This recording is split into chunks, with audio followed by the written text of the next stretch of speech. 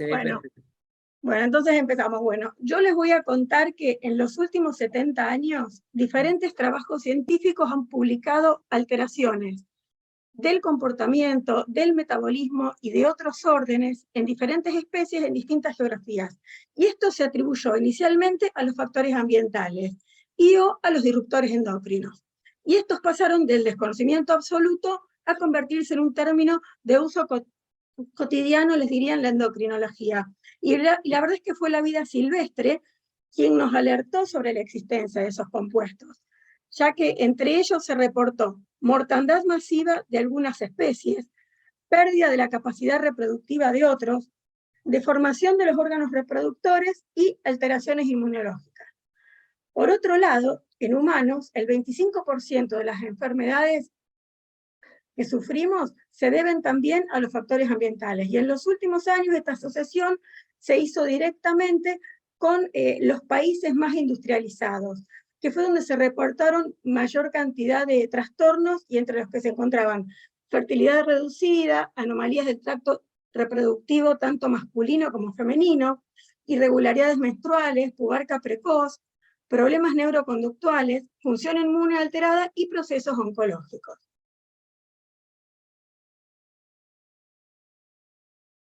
Ven que no lo puedo.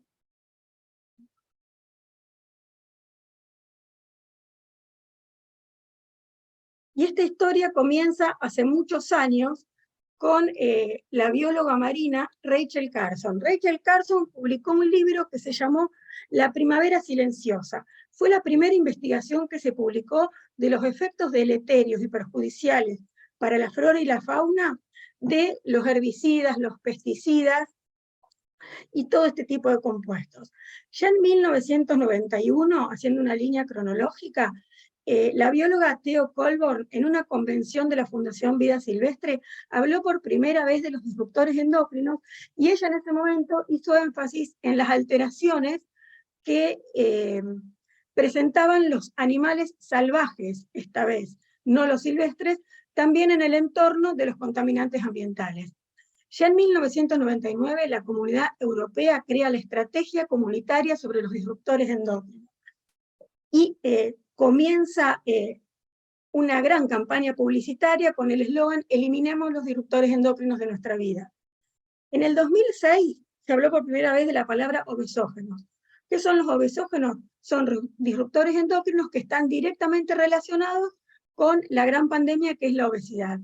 Y en el 2009, y para aclarar todas nuestras dudas, la Endocrine Society publica una revisión sobre los disruptores endocrinos que abarca más de 600 trabajos científicos que habían sido publicados en otras revistas. Hoy en el 2003 ya tenemos un conocimiento mucho más amplio de lo que son los disruptores, y lo que yo hice abajo en esta gráfica es una búsqueda en términos MESH de PubMed para ver cómo habían ido aumentando la presentación de trabajos que hacían referencia a los disruptores endocrinos a lo largo del tiempo. Y en 1962 había 93 trabajos publicados y hoy hay 10.525. Eso nos pone muy contentos a todos los que trabajamos en el área de disruptores endocrinos. En el 2009, la Endocrine Society define a los disruptores endocrinos como un conjunto de compuestos diversos y heterogéneos que contaminan el medio ambiente y que una vez incorporados al organismo afectan si no quisiste vender dólares. La síntesis, la acción, la secreción, el transporte, el acoplamiento y la eliminación de nuestras hormonas naturales, generando trastornos de la homeostasis, de la reproducción, del desarrollo y del comportamiento, o sea, generando un verdadero desorden patológico. ¿Cómo nos enfrentamos nosotros a estos compuestos? Bueno, por ingestión de aguas contaminadas, de aire, de alimentos, y por infinidad de productos de la industria con diferentes procesos de manufacturación. Pero acá quiero hacer una salvedad, porque hay poblaciones que están realmente más expuestas a estos compuestos, y son los trabajadores que tienen riesgo ocupacional. O sea, todos aquellos que trabajan en el campo, en la fumigación, en la industria del plástico. Cuando nosotros leemos un paper de disruptores endocrinos, lo primero que tenemos que ver es si la población que estudiaron está sesgada o es la población general. Porque en realidad eso es muy importante, porque los datos son realmente diferentes. Y las industrias más que trabajan en mayor cantidad de concentraciones son los que trabajan con los llamados POP, que son los disruptores endócrinos persistentes. Dentro de ese grupo entran los pesticidas, los herbicidas, los fungicidas y los insecticidas, y también todo lo que es la industria del plástico. Y dentro de los disruptores endócrinos no persistentes, no por eso menos dañinos, ya lo van a ver cuando les presente unos trabajos, está todo lo que es la producción de comestibles y cosméticos. Por suerte, hay varias fundaciones y agencias que nos protegen. La EINEX europea y la Agencia de Protección Ambiental de los Estados Unidos publicaron que hay alrededor de 87.000 disruptores endócrinos o compuestos con disruptores endócrinos. Y se estima que de esos compuestos, 75.500 vienen de la industria química, 900 son pesticidas, 2.500 son otros contaminantes del aire y 8.000 son cosméticos, aditivos alimenticios y suplementos nutricionales. ¿Por qué los llamaron disruptores endócrinos y no disruptores ambientales? En realidad porque fisicoquímicamente son muy parecidos a las hormonas y actúan sobre los receptores hormonales. ¿Qué características tienen que comparten con las hormonas? Tienen un tamaño molecular inferior a 1000 Dalton y se bioacumulan en tejido adiposo. Y son todos compuestos lipofílicos. Y fueron diseñados por la industria, con lo cual tienen largas vidas medias en detrimento para la salud y el medio ambiente y en beneficio para la industria, por supuesto. Hace unos años se publicó un trabajo en el 2014, también la Endocrine Society, que publicó todas las glándulas que están alteradas hasta el momento, o sea, todas en las que hay evidencia donde hay acción deleteria de parte de los disruptores endocrinos. Y como pueden ver en la figura, están todas las glándulas puestas. En el 2020, la revista Nature publica en la tapa las 10 llaves de los disruptores endocrinos para actuar en nuestro organismo. La primera llave habla de que los disruptores endocrinos, una vez que entran a nuestro organismo, activan los receptores hormonales. ¿Por qué activan los receptores hormonales? Porque actúan como si fueran hormonas, se unen a los receptores y generan una acción al respecto. También pueden bloquear a los receptores hormonales. También actúan sobre la síntesis de los receptores. También pueden alterar la transducción de señales que responden a hormonas. También pueden inducir modificaciones epigenéticas. Pueden alterar la síntesis de hormonas. Pueden alterar el transporte de las hormonas a través de las membranas celulares. Pueden alterar la distribución de las hormonas y los niveles de hormonas circulantes. Pueden alterar el metabolismo o el clearance de las mismas, y también pueden alterar el destino de las células productoras de hormonas o que responden a hormonas. Como verán, están implicados todos los procesos hormonales y todos afectados por los disruptores endócrinos. Ahora les voy a hablar de algunas particularidades que tienen los disruptores. No es lo mismo exponerse a un disruptor endocrino en la vida adulta que en el neonato o en el embrión o durante los primeros días de vida. ¿Por qué? Porque los efectos son mucho más graves cuando nos exponemos a edades tempranas. Entonces, el momento de exposición es otro punto clave en todo lo que es la disrupción endocrina. También los disruptores endocrinos tienen efectos aditivos y sinérgicos por exposiciones múltiples. ¿Por qué esto? Porque los disruptores endocrinos no son un tóxico ambiental como nosotros solemos estudiar un tóxico. Son un grupo, son un conjunto, son un compuesto, y una vez que entran al organismo pueden sinergizar su acción una vez adentro. También se habla de la latencia. ¿Qué es la latencia?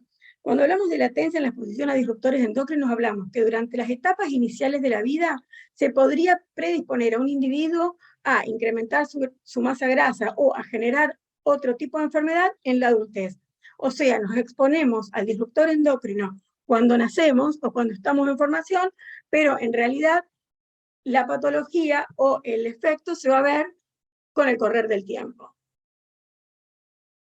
Esta frase, el origen fetal de la enfermedad adulta, es una frase muy característica de los disruptores endocrinos. ¿Y por qué?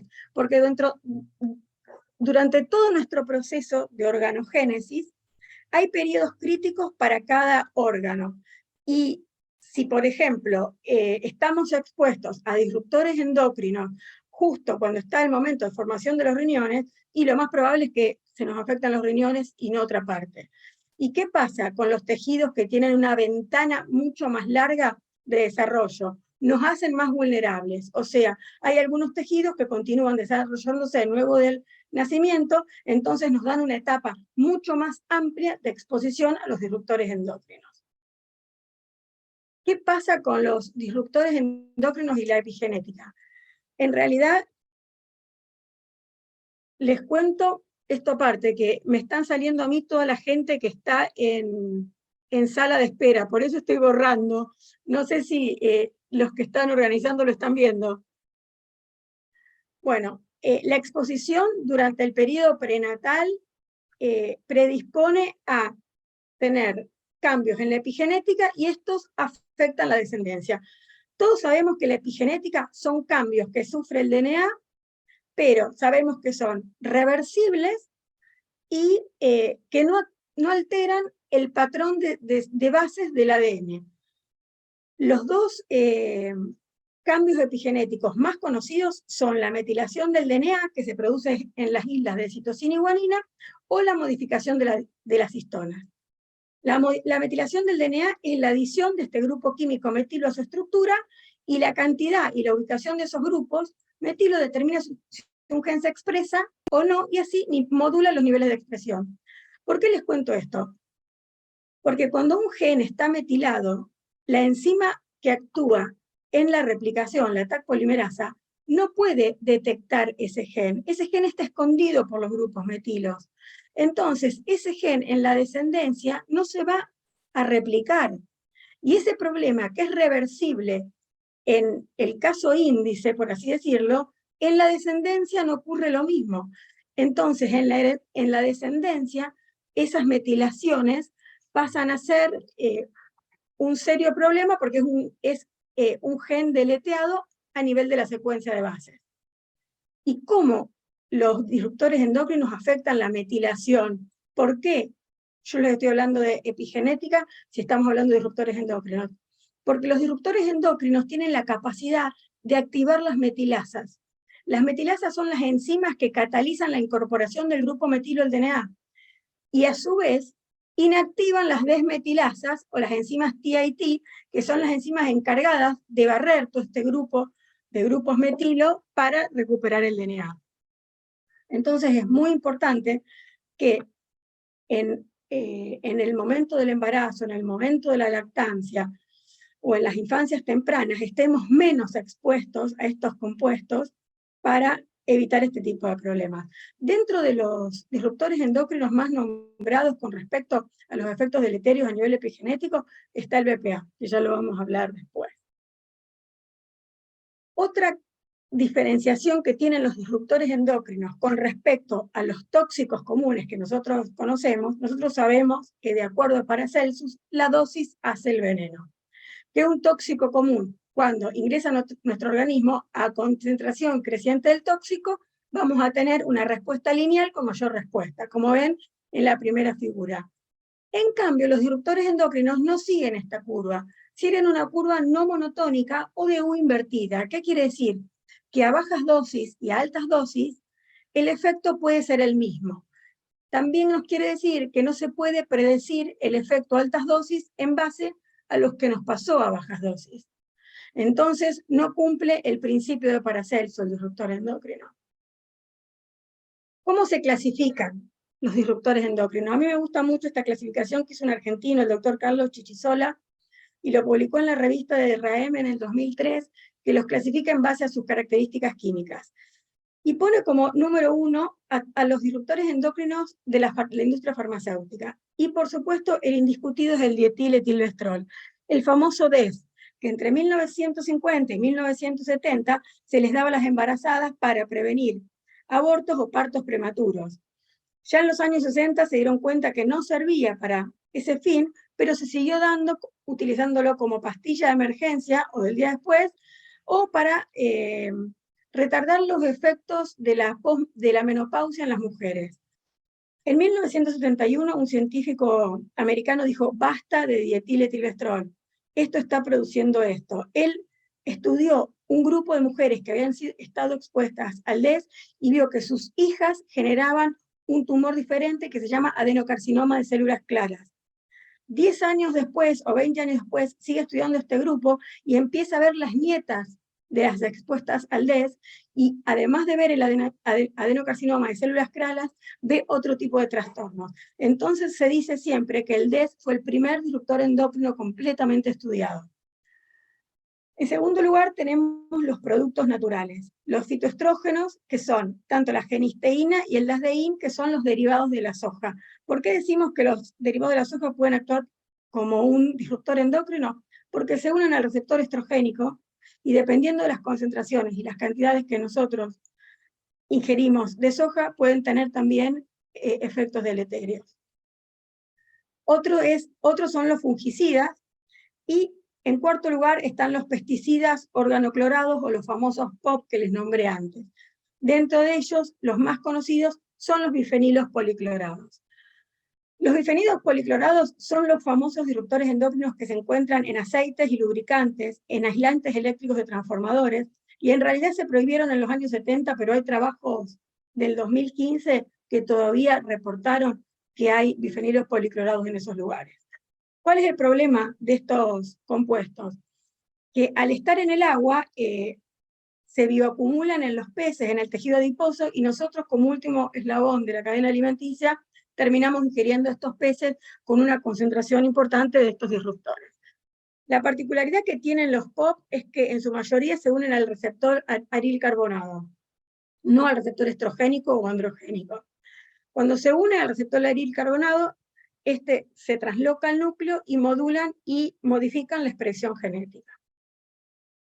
En el quinto lugar, el doctor Chisola puso a los plásticos y a los compuestos industriales. Dentro de los plásticos y compuestos industriales, los más conocidos son el bifenol A, que estoy segura que todos ustedes lo leyeron, y últimamente hay un montón de productos que dicen libres de BPA, y los ftalatos. ¿Cuáles son las características de cada uno? Bueno, el BPA es un alquilfenol que está presente en los plásticos y en las resinas epoxis, y la ventaja real es la de darle al plástico calor y elasticidad. Se ven, como ven en la figura, en los biberones de los chicos, en contenedores de alimentos, en botellas, adentro de latas metálicas, en selladores dentales, y el beneficio que le encontró la industria al BPA es que le aporta a los plásticos transparencia y durabilidad. Son más duros. Mientras ustedes vean una botella gaseosa o de agua que más dura es, más concentración de BPA tiene. Es preferible consumir todo lo que tiene, todas las botellas nuevas que vieron que son mucho más blanditas.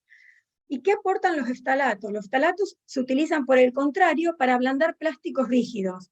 Se usan en una gran gama de productos industriales, fundamentalmente en todo lo que es alimentos y juguetes. Y en contrapartida, con el BPA, ¿qué es lo que hacen los ftalatos? Le dan maleabilidad a los plásticos y mantienen el color, por lo cual están en una amplia gama de juguetes para niños. Hay que ver bien en las etiquetas chicas que los juguetes de los niños digan que son libres de ftalatos, además de libres de BPA. En sexto lugar están los miméticos androgénicos, que son los que actúan activando o inhibiendo el receptor de andrógenos. Y en el séptimo, los hidrocarburos aromáticos, que son todos los químicos relacionados con el fenantreno. En octavo lugar están los metales y algunos compuestos químicos metálicos como el aluminio, el mercurio, el cadmio, el plomo y el arsénico, y todo este grupo de compuestos que actúan como disruptor endocrino actúan básicamente, o hay más evidencia, en todo lo que es trastornos hemodinámicos y también trastornos a nivel de la neurocognición. Son todos neurotóxicos, generan problemas de aprendizaje, de memoria, de retardo cognitivo. Todos actúan básicamente sobre los mismos receptores o neurotransmisores. Ustedes dirán, si ya sabemos cuáles son, si los conocemos, ¿por qué la industria no nos cuida un poco más? O las políticas que deberían instaurarse no nos cuidan un poco más. Porque en realidad es muy difícil establecer el mecanismo de acción de los disruptores endócrinos. Primero, son muy diversos en cuanto a su naturaleza y a su estructura química. Eso dificulta un poco la fuente de exposición. Pero a su vez, un mismo disruptor, como ven en esta figura, por ejemplo el BPA, actúa sobre el receptor de glucocorticoides, sobre el receptor de estrógeno, sobre el receptor de tiroides, Y a su vez, esto tiene efectos sobre diferentes órganos de forma positiva o negativa. Entonces, tienen efectos combinados en diferentes receptores hormonales y a su vez pueden mimetizar, bloquear o inhibir los efectos de los receptores sobre los cuales actúan. Entonces, todo esto fue trayendo diferentes tipos de problemas para caracterizarlos un poco mejor. Yo hoy voy a hablarles más que nada de los componentes de los productos domésticos y cosméticos que son los alquilfenoles. Hay diferentes productos químicos de esta categoría y se usan en cosméticos, en medicamentos, en productos de cuidado personal y otros productos personales, tanto para el hogar como en diferentes instituciones como son los hospitales. Dentro de estos productos químicos, dentro de los alquilfenoles se incluyen los estalatos, los parabenos y las benzofenonas. Los ftalatos, como les dije recién, son los que dan maleabilidad y color. Y dentro de la industria cosmética, ¿dónde se encuentran? Se encuentran en perfumes, en desodorantes, en jabones y en shampoos. También se pueden encontrar en esmaltes de uñas y en cosméticos, porque hay diferentes isoformas de los ftalatos. Con respecto a los fenoles ambientales, los dos más conocidos en la industria cosmética son el triclosan y la benzofenona 3.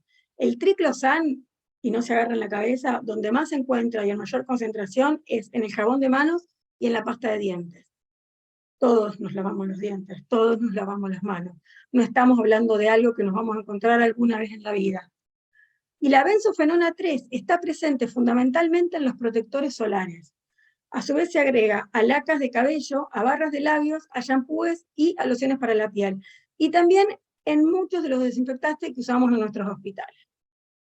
Los parabenos, por otro lado, son ampliamente utilizados en cosméticos, productos farmacéuticos, bebidas y alimentos, y yo creo que hoy por hoy todos hemos leído en algún producto cosmético libre de parabenos.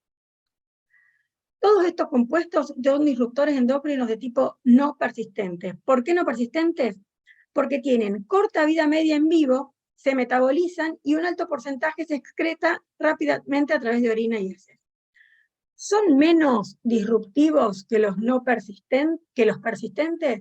Y no, porque en realidad el persistente está expuesto a determinado grupo que es el que tiene una ocupación ligada a la exposición, como es la gente que trabaja en la industria de plástico, como es la gente que trabaja en la industria de los fumigadores, dentro de los herbicidas. En cambio, a los disruptores endocrinos no persistentes estamos expuestos todos, y además en todo momento. ¿Por qué la industria puso este tipo de compuestos adentro de los cosméticos? Porque son agentes antimicrobianos. Básicamente los empezaron a usar para evitar el riesgo de la contaminación microbiana. Como ven en la primera figura de abajo, en la de la izquierda, ven que hay una crema que está en una placa de Petri con parabenos y sin parabenos. Y miren el crecimiento después del día 11 en la placa sin parabenos y con parabenos. O sea, necesitamos un antimicrobiano dentro de los productos que nosotros utilizamos. Pero lo que tiene que ver la industria es que tiene que utilizar preservantes que tengan niveles menores de toxicidad que estos. ¿Cuál es la diferencia? Esto en la figura del medio de los parabenos desde la comida, desde los alimentos, con respecto a los cosméticos. Los parabenos que ingieren desde los alimentos, las enzimas digestivas los rompen, los degradan y los podemos eliminar en orina y heces. Los que nos ponemos en los cosméticos que quedan en la piel, no tenemos enzimas para que los digieran. Entonces son estos los que se van a bioacumular. Y otro cuidado que tenemos que tener, y esto sí es muy importante, es que empecemos a leer todas las etiquetas de los productos que consumimos. ¿Por qué? Porque esta etiqueta que yo puse de ejemplo dice etilparabeno y metilparabeno, que son los dos parabenos que más frecuentemente se encuentran en todos los productos cosméticos. Está bien escrito y lo podemos leer, pero muchas veces la industria nos engaña y pone EP, o pone MP, o pone ETP, y en realidad no lo entendemos ni los que nos dedicamos a esto y los que estamos totalmente alertas. Entonces hay que empezar a reclamarle a la industria etiquetas claras y nosotros empezar a leerlas.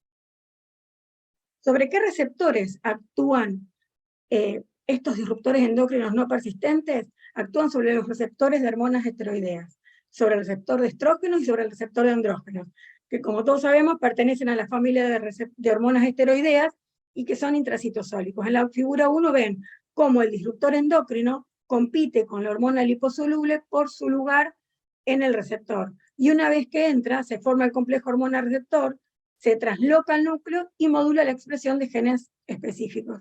Ustedes estarán pensando, bueno, pero si el disruptor tiene la misma característica que la hormona, es estrogénica, no va a pasar nada, y no es así, porque muchas veces el disruptor tiene 10 veces más potencia que los estrógenos nuestros, o se une al receptor en un momento que nosotros fisiológicamente no tendríamos niveles altos de receptores, de estrógenos. Por eso se producen las pubertades precoces, porque estos receptores se activan con disruptores endocrinos y no con hormonas liposolubles. Yo les voy a mostrar 3 o 4 trabajos diferentes, son todos desde el 2019 para adelante. Este trabajo lo hicieron en la Universidad de Copenhague.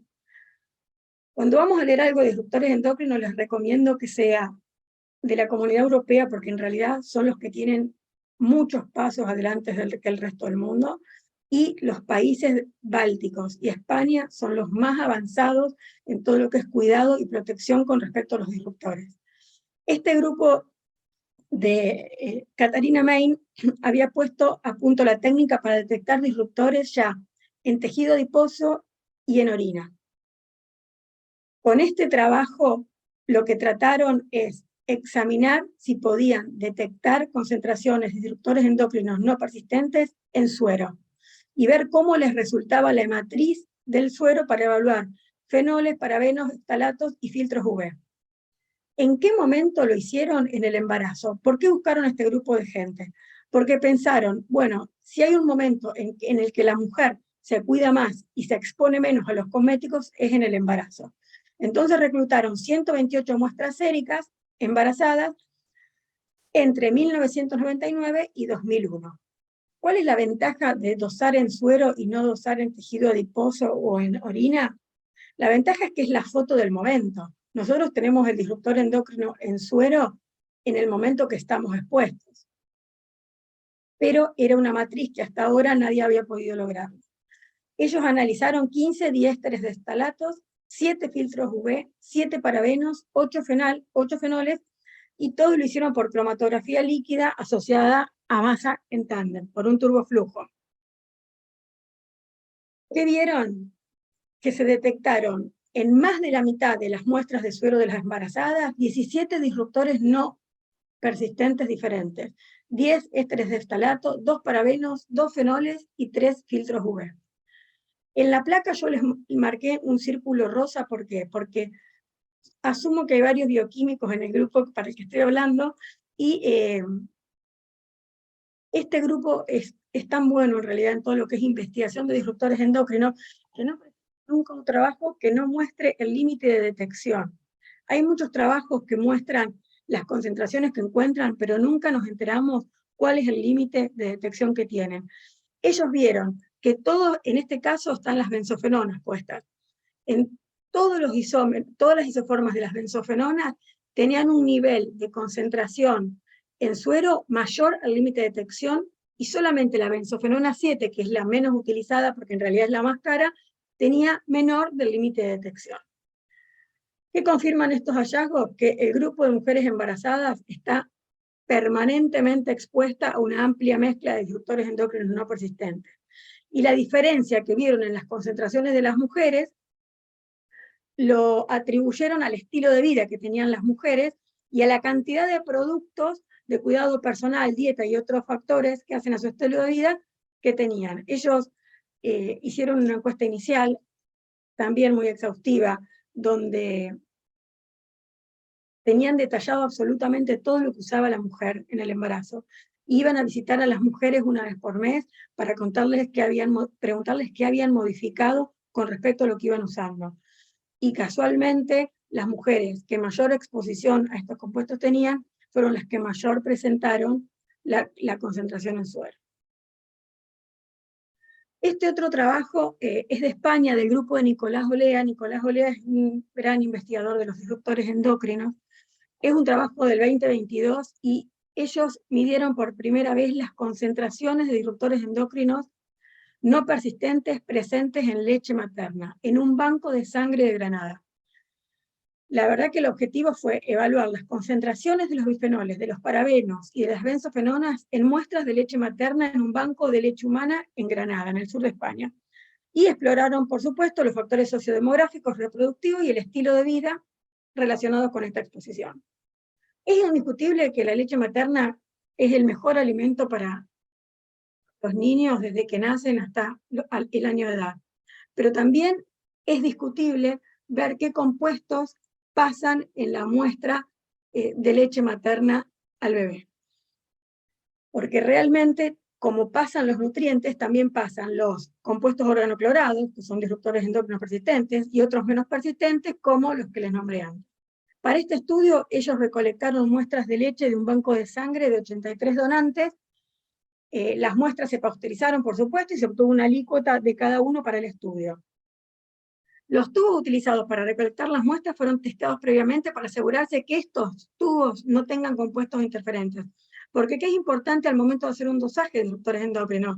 Que no estemos utilizando plásticos que me estén interfiriendo con la muestra que yo voy a estudiar. Lo que hicieron fue una extracción y una cuantificación por cromatografía gaseosa asociada a masa en tándem también. Hicieron asociaciones bivariadas y modelos de regresión múltiple, ¿y qué vieron?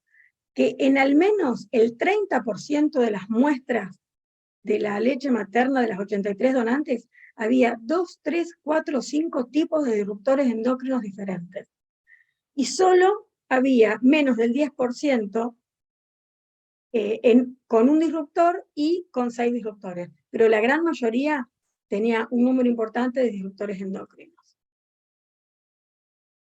Los fenoles ambientales estaban presentes en la leche de las donantes. Todas las muestras tienen concentraciones detectables de al menos uno de los productos químicos de este estudio. Y los compuestos más frecuentemente detectados fueron el metilparabeno, que es el que está frecuente, como les conté antes. No les quiero decir el 90, pero sí el 80% de los productos que usamos permanentemente. Se encontró en el 90.5% de las muestras. Después la benzofenona 3, que es la que está en los filtros solares, básicamente, 75%, el etilparabeno y el BPA. Entonces, no vamos a discutir el beneficio de la leche materna, pero sí hay una necesidad urgente de monitorear las concentraciones de químicos ambientales que hay en los bancos de leche, como medida preventiva para reducir la exposición de todas las madres que amamantan y de todos los bebés que se están amamantando. Bueno, este es un trabajo, del 2021. Es un trabajo que cuando lo leí, la verdad es que me choqueó bastante. Y el objetivo fue evaluar la asociación entre el uso de productos para el cabello específicos con la incidencia de cáncer de ovario en una cohorte prospectiva de mujeres estadounidenses. Evaluaron la relación entre el uso de los productos para el pelo, básicamente de los alisadores, con la incidencia del cáncer de ovario. ¿Qué dice MD Anderson del cáncer de ovario en España? Que 5 de cada 100.000 mujeres tiene cáncer de ovario. En Estados Unidos en el 2020 hubo 21.000 mujeres fallecidas con cáncer de ovario. ¿Qué pasa en nuestro país? El cáncer de ovario es la 6ª causa de mortalidad por cáncer y hay unos 2.300 casos nuevos por año. Este trabajo se hizo en Bethesda, en el MD Anderson, y recolectaron 40.559 participantes del Sister Study que tenían entre 35 y 74 años en el momento de la inscripción, y por supuesto excluyeron a las mujeres con antecedentes de cáncer de ovario u ovariectomía bilateral. ¿Qué método utilizaron? Cuestionarios y estudios para confirmar la presencia o ausencia del cáncer de ovario, por supuesto. El cuestionario inicial implicaba datos demográficos, historial reproductivo, estilo de vida y usos de productos de cuidado personal, principalmente en los productos para el cabello, ya sea tinturas, alisadoras y productos para permanentes, que utilizaron en los últimos 12 meses. Después hicieron cuestionarios de seguimiento detallados para ir actualizando la información sobre los factores de riesgos e ir informando los cambios de salud. ¿Qué hicieron primero? Estudiaron la frecuencia del uso de tinturas para el cabello y las estratificaron en las pacientes que no usaron, en las que usaron 1 o 2 veces al año, las que usaron cada 3 o 4 meses, cada 5 o 8 semanas, una vez al mes o más de una vez al mes. Y esa estratificación la hicieron para los alisadores, para la decoloración, para los reflejos, para los productos de planchado y para la permanente. Para estudiar todos los datos, hicieron una evaluación de covariables, teniendo en cuenta la raza, el origen étnico, los antecedentes de tabaquismo, el consumo de alcohol, los antecedentes reproductivos, ya sea la edad de la menarquia, la paridad, el uso de anticonceptivos orales o el uso de terapia hormonal y la menopausia, y antecedentes de procedimientos médicos. Y por supuesto, teniendo en cuenta siempre el índice de masa corporal. Evaluaron la asociación del uso de productos para el cabello y riesgo de cáncer de ovario por la regresión de riesgos proporcionales de Cox para estimar los cocientes. ¿Qué vieron? Que a lo largo de 10 años de seguimiento, 241 mujeres fueron diagnosticadas con cáncer de ovario. Las mujeres que desarrollaron cáncer de ovario eran mayoritariamente mayores de edad, blancas no hispanas, con índice de masa corporal más alto, posmenopáusica y que habían recibido terapia hormonal en comparación con la corte completa. Pero ¿qué fue lo más desalentador de estos resultados? Que el uso frecuente, o sea, más de 4 veces por año, de productos alisadores se asoció con el doble de riesgo de desarrollar cáncer de ovario. Otros estudios habían relacionado los alisadores con el cáncer de mama. Y hay poca evidencia consistente para sugerir que las tinturas también se asocian con el cáncer de ovario. Habría que seguir estudiando. ¿Qué tienen los alisadores? Tienen formaldehído, como sabemos todos, pero a su vez tienen ftalatos, parabenos, ciclosilanos y metales. Este trabajo es la primera evidencia de una posible relación entre el uso frecuente de alisadores y el riesgo de cáncer de ovario. Pero es necesario continuar el estudio, ampliar los grupos, ampliar el tipo de alisadores que se usaron para hacer una correcta determinación de riesgo de cáncer de ovario. Este mismo grupo, esta misma gente, también hizo el mismo trabajo con el riesgo de cáncer de útero.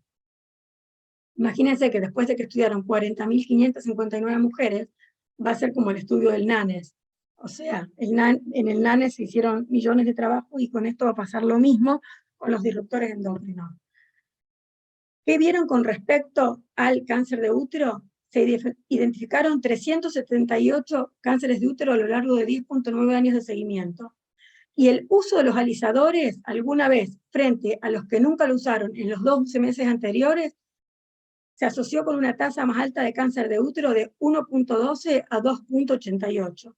Esto con los que al menos usaron alguna vez el alisador. En cambio, con los que lo usaron frecuentemente, o sea, más de 4 veces por año, la relación fue de 1.12 a 4.65. El uso de los tintes y los permanentes y los reflejos tampoco lo pudieron asociar con el cáncer de útero. Conclusión, es el primer hallazgo de una evidencia epidemiológica de la asociación de los productos para alisar el cabello y el cáncer de útero. Nosotros, desde el Departamento de Disruptores Endocrinos de la SAEM, escribimos una guía para recomendar, para recomendaciones del médico a los pacientes, porque en realidad es un tema que tenemos que abordar desde todos lados. Lo que sugerimos en esta guía es que entre los alimentos más contaminados estarían las frutas y las verduras. ¿Qué tenemos que hacer con ello? Priorizar el consumo de productos ecológicos o lavarlas exhaustivamente y cuando sea posible pelarlas. De esto va a hablar Santiago en un ratito. Usar materiales inertes como el vidrio. Usar fibras naturales. Reducir el consumo de alimentos enlatados porque todo lo que sean ultraprocesados tiene enorme cantidad de disruptores endocrinos. Hoy la ley de etiquetado frontal nos ayuda con esto, porque van a ver que las latas tienen muchísimas más etiquetas que los productos que vienen en vidrio. Los alimentos frescos deben ser el pilar de nuestra dieta y evitar los procesados. Leer bien las etiquetas de los cosméticos y de los productos de limpieza. No calentar alimentos en recipientes fabricados con BPA. No calentar alimentos, no quiero que se vayan pensando, bueno, no lo pongo en el microondas. No, no es solo el microondas. Es no calentar con cualquier tipo de calor, cualquier tipo de plástico. Porque los enlaces covalentes son sensibles al calor y se disparan. Y entran al producto que hay adentro. Cuando nosotros vemos en un producto una fecha de vencimiento, esa fecha de vencimiento está puesta por el INTI teniendo en cuenta lo que hay adentro del envase y el envase. Entonces, respetemos las fechas de vencimiento. Limitar el consumo de pescado azul de gran tamaño. ¿Por qué? Porque son los que más masa grasa tienen y los que más disruptores endocrinos guardan. O sea, mientras más masa grasa, más capacidad de reservorio de disruptores endocrinos. Dentro de lo posible, consumir carne sin hormonas, pesticidas y fertilizantes. Lavar las manos con frecuencia, ya que en la vida diaria nos disponemos a una multitud de disruptores endocrinos. Dentro de los alimentos y los utensilios de cocina, evitar todos los que tengan la sigla PFOA, que es el ácido perfluorooctánico, que es para fijar el teflón. Evitar el uso de insecticidas y aerosoles en la casa y alrededores. Y dentro de lo que es la cosmética, tratar de elegir productos libres de parabenos, no abusar de las toallitas higiénicas, ni tampoco de los tampones. Y esta lista puede ser eterna. Pusimos lo más importante. El código de identificación de resinas nos ayuda un poco, porque dentro de las siglas del código de los plásticos que nosotros vemos en todos los plásticos que tienen un número, el número 3, el 6 y el 7, como están en la figura abajo, son los que tenemos que evitar. Son los más tóxicos. El 2, el 4 y el 5 son los más seguros. Y el 1 se debe utilizar poco tiempo. Por ejemplo, si tenemos una botella de plástico que estamos rellenando para tomar agua y tiene el 1, y yo le aconsejaría que esa botella la tira, que traten de usar las botellas que tienen 2, 4 y 5. Lo mismo con las viandas de nuestros hijos, lo mismo con los contenedores de alimentos. Tratemos de elegir los plásticos seguros. Y para concluir, para proteger nuestra salud y el medio ambiente, es necesario eliminar estas sustancias sustituyéndolas por otras menos tóxicas.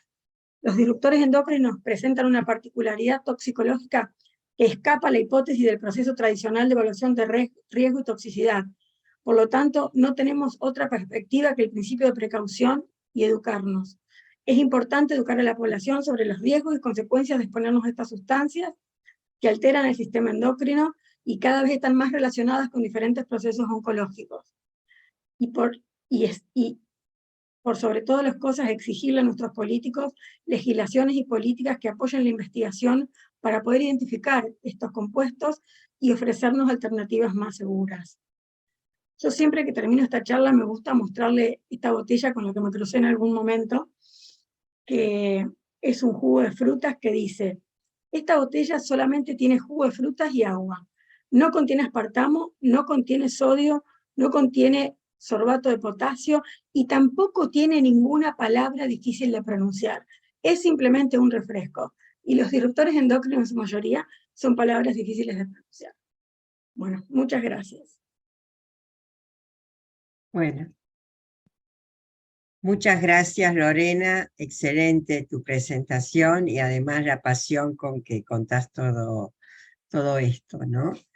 Es realmente, uno lo escuchó, al menos no me canso de escucharlo, y a veces pienso que fue una lástima no haber tenido un poquito, no haber pensado en alguien, algún médico que nos acompañe para que nos hable un poquito del impacto que tiene. En la próxima lo tenemos. En la próxima lo vamos a hacer. Sí. Sí. Vamos a hacer un curso el año que viene de este tema. Bueno, ella. Excelente, excelente. Muchas gracias y contamos con vos para el año que viene.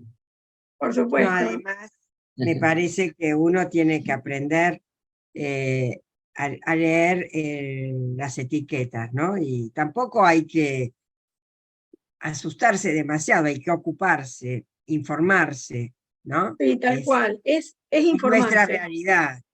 Sí, sí, porque entonces, tampoco se puede vivir adentro de tu casa. O sea, Claro. todos nos enfrentamos con diferentes cosas todo el tiempo y lo importante es tratar de exponernos lo menos posible. Yo siempre cuento que cuando mi hijo, que hoy tiene 22 años, tenía 4, iba al supermercado conmigo, me decía: mamá, ¿por qué vos no mirás el precio como mira papá y mirás lo que dice la letra chica?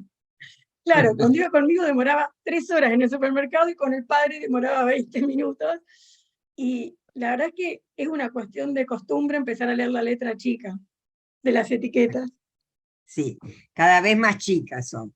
Bueno, Sí, les quiero decir a todos que la guía, que el artículo que mencionó Lorena de la revista de la RAEM, de las guías que hace el departamento, ya se lo pasé a Sara para que se incorpore a la biblioteca virtual, al igual que la guía española, que también puede ser material de consulta para el que esté interesado.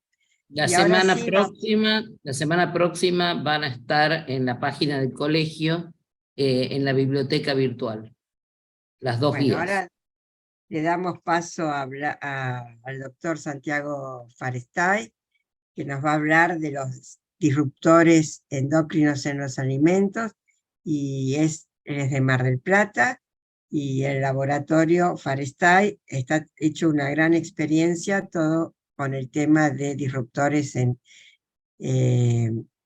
los alimentos. Así que creo que va a ser una charla también muy interesante. Adelante, Santiago, y muchas gracias por haber aceptado nuestra invitación. Bueno, gracias Mónica. Es un placer para mí poder contarles un poquito la experiencia que hicimos en Mar del Plata. Algunos quizás ya me han escuchado, espero no aburrirlos, y otros espero que les interese porque creo que es bastante interesante. Sí, no hay que asustarse, por ahí con las cosas que vemos que nos presentó Lore y las que le voy a mostrar ahora, uno por ahí queda medio paranoico después, pero realmente no hay que preocuparse, hay que ocuparse, como bien dije, para entender un poquito qué es lo que está pasando, porque si no entendemos nosotros, que somos bioquímicos, imagínense el resto de la población. Entonces, hay que trabajar mucho en este sentido. Además, por otro lado, yo les quería agradecer al colegio la invitación. Veo muchas caras conocidas, y cuando era más joven... Sos muy un poquito más famoso, joven, Santiago, acá, porque yo cada vez que te nombraba, ¡ay, viene Santi! No sé. Bueno, yo les quería justamente comentar eso, que siempre he tenido una experiencia magnífica con la gente ahí del colegio. Cuando éramos residentes y les íbamos a pedir algo, siempre estaban ahí dispuestos a ayudarnos, así que para mí es realmente un honor poder estar compartiendo un poquito de nuestra experiencia ahí con ustedes. Muchas gracias. Bueno, no se asusten por la cantidad de diapositivas, muchas las vamos a pasar rápido porque ya justo las fue hablando Lore. Así que yo me voy a minimizar para no tener interferencias. Y bueno, vamos, esta charla fue llamada Disruptores endocrinos en alimentos, para diferenciar un poquito de lo que nos contó Lore recién, qué es lo que ocurre con los cosméticos y otros aspectos. Y yo voy a hablar un poquito de disruptores endocrinos, la experiencia que tuvimos en Mar del Plata con un muestreo de agroquímicos, de los cuales muchos son disruptores endocrinos, un programa de muestreo y control de residuos, un sello de alimento controlado, y qué ocurrió en sangre. También tuvimos una experiencia viendo en sangre.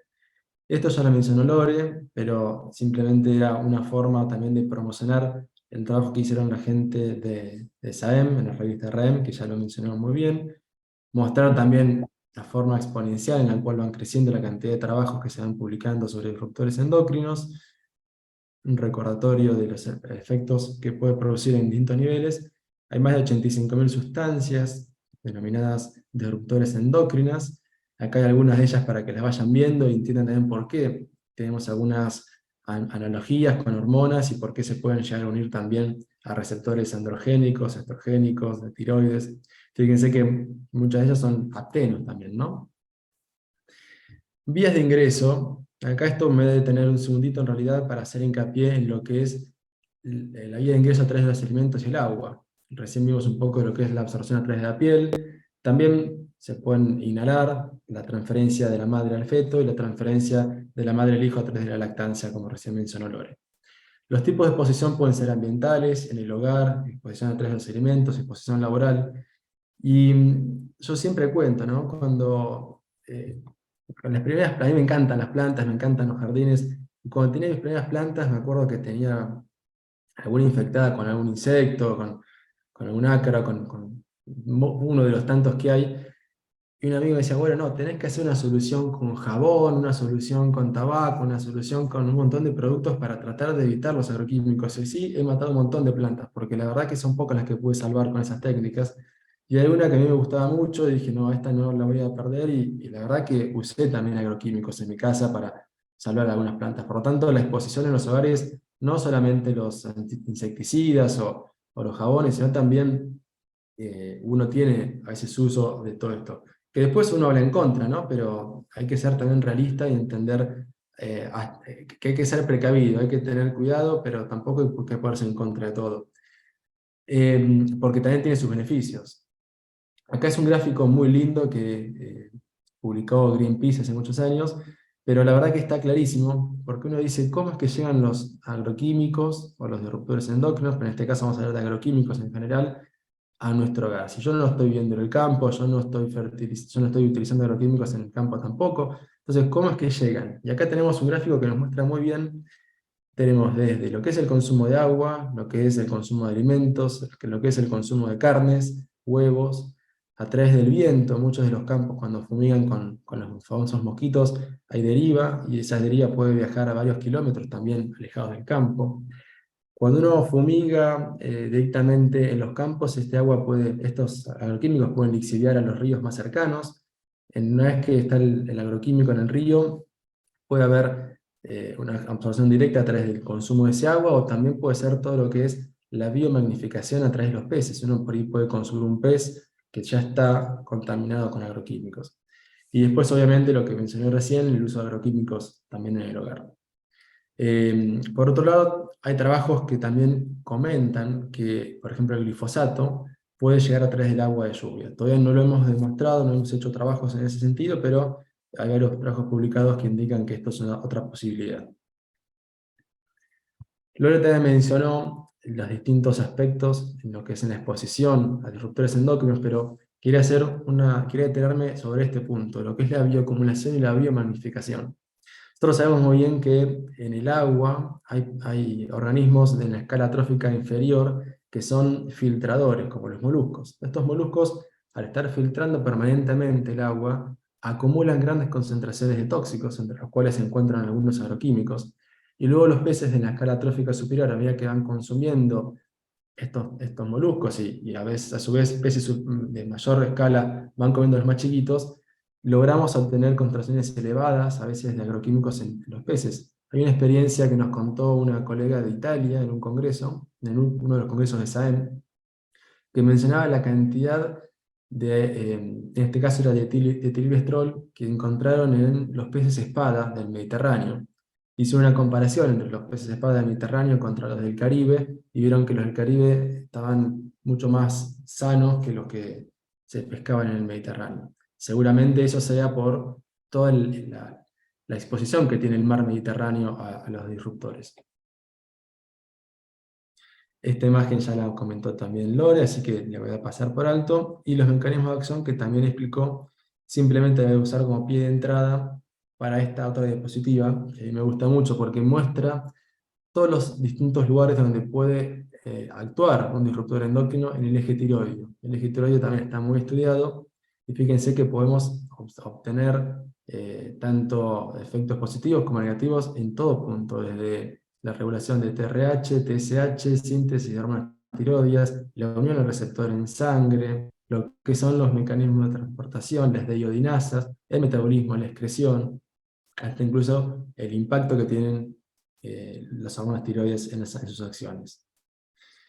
Este es un trabajo que a mí me gusta mucho, lo hizo el doctor Osvaldo Ponzo, trabaja en la UBA, donde estudiaron 879 pacientes en un pueblo de acá de la provincia de Buenos Aires, que se llama Gleu. Lo que estudiaron fue, hicieron dos parámetros, midieron TSH, y buscaron un punto de corte para definir hipotiroidismo subclínico, y también estudiaron el bocio, presencia o ausencia de bocio, a través de imágenes de ecografía o también la palpación. Y estas comunidades la compararon, hicieron dos cortes, una que consumían agua de pozo, donde tenían concentraciones de nitratos elevadas, contra la población que consumía agua potable, donde no tenía presencia de nitratos. Y lo que encontraron fue bastante interesante. Acá tenemos esta imagen que demuestra la incidencia de hipotiroidismo subclínico en pacientes mayores de edad y en pacientes menores de edad. En gris tenemos los que consumen agua potable, y en negro los que consumen agua de pozo, de napa. Fíjense cómo encontraron una incidencia altísima de hipotiroidismo subclínico en aquellos pacientes que consumen agua de napa con presencia de nitratos. tanto en población adulta como pediátrica. Y esta otra imagen muestra algo similar, pero en vez de medir hipotiroidismo subclínico, lo que miden es la presencia o ausencia de bocio. Y fíjense nuevamente la cantidad de pacientes que tenían presencia de bocio cuando consumen agua en APA en los dos grupos. Este creo que es un trabajo clarísimo de la acción de los disruptores endocrinos, en este caso el nitrato como un disruptor. Este es un trabajo francés donde también le pone nombre y apellido a cada uno de los pasos donde pueden ocurrir distintos tipos de alteraciones o de inhibiciones o activaciones de los ejes con respecto al eje tiroideo. Fíjense que hablaban de percorato, de estalatos, de tiocianato, bromato, nitrato. Acá también tenemos el DDT, los PCBs. Fíjense que la cantidad de disruptores endocrinos que hay presentes realmente es un poco alertadora, ¿no? Porque es muy difícil luego hacer un seguimiento de todo esto. Y si la diapositiva anterior no los asustó, miren esta. Acá tenemos otra cantidad, una lista inmensa de disruptores endocrinos, que son productos químicos, que van a estar afectando a distinto nivel en los ejes tiroideos, activando o inhibiendo. Una tranquilidad. Este es un trabajito también muy interesante, donde este grupo lo que hicieron es demostrar cómo los piretroides, tenemos una lista de los piretroides que ¿Sabes que estaría bueno cuando vaya? afectan. Maya, Por por el chat. favor, cerrá tu micrófono. Maya Ferrinda. Bueno, mostraron cómo estos piretroides afectaban el receptor de esteroides, de andrógenos y de receptor tiroideo.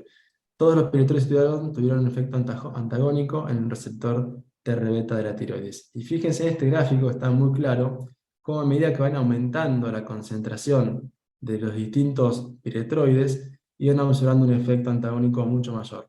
Fíjense, uno de los más conocidos es la deltametrina, concentraciones muy bajitas de este piretroide ya automáticamente dio un efecto antagónico muy marcado. Y en otros casos, por ahí se requerían dosis un poco más elevadas.